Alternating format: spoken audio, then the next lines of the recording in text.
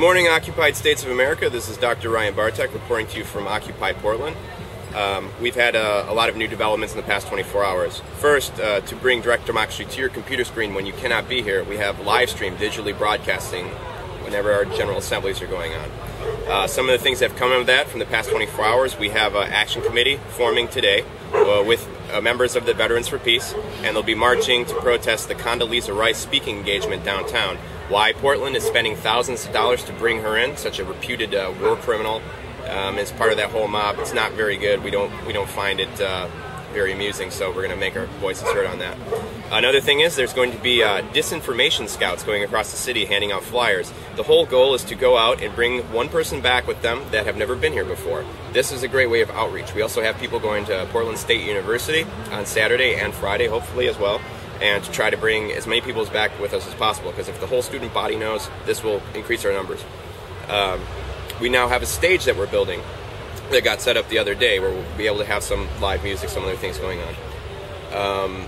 We have a projector now, and we'll be showing various films and various news items throughout the day, and we'll also, before we show this, we're going to have people host little events. I personally am going to do one about Bohemian Grove, which will be soon.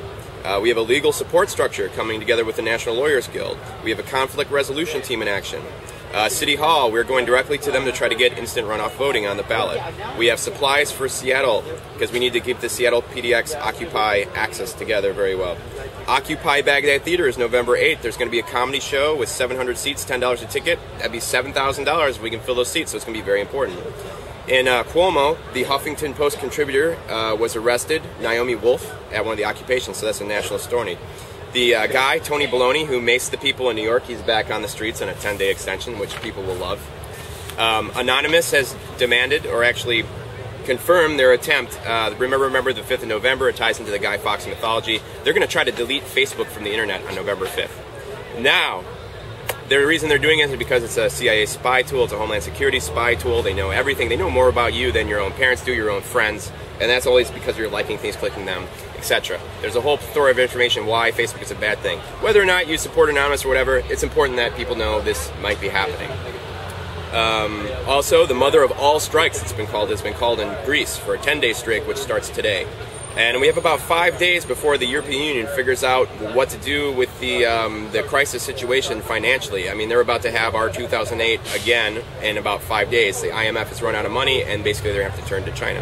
Also of note is a huge USA military buildup on the Pakistan-Afghanistan border, which we don't know exactly what's going to happen with that.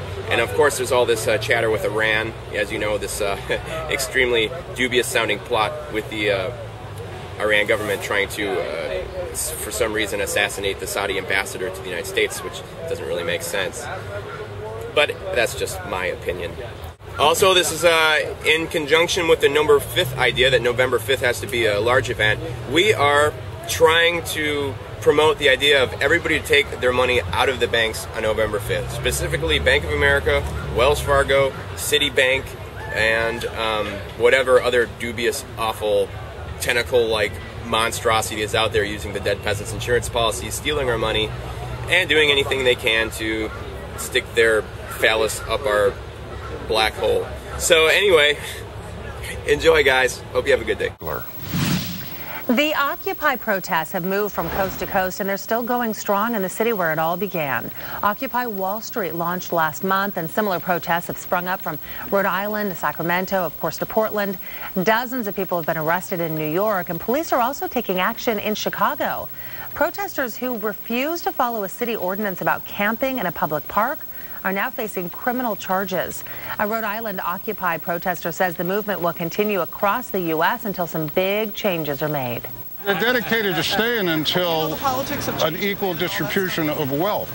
Listen, the mental health of this country is in the toilet. It's not just the continental U.S. anymore either. Occupy protesters hit the streets of Waikiki, Hawaii today. In Seattle, police told Occupy protesters they had to go. Some, as you can see, refused and ended up in handcuffs. 8 people in all were arrested when they blocked city crews from cleaning and doing their jobs at the park. Police say they will allow peaceful protests to continue, but arrests will be made if park rules are broken. Arrested at an Occupy protest? Well, there's an app for that. A developer has created the I'm Getting Arrested app for Android phones. With one touch, it sends an instant message to friends, family, even your lawyer, letting them know you're off to jail. You just have to pre-program the contacts and hit a bullseye graphic on the app when the cops head your way.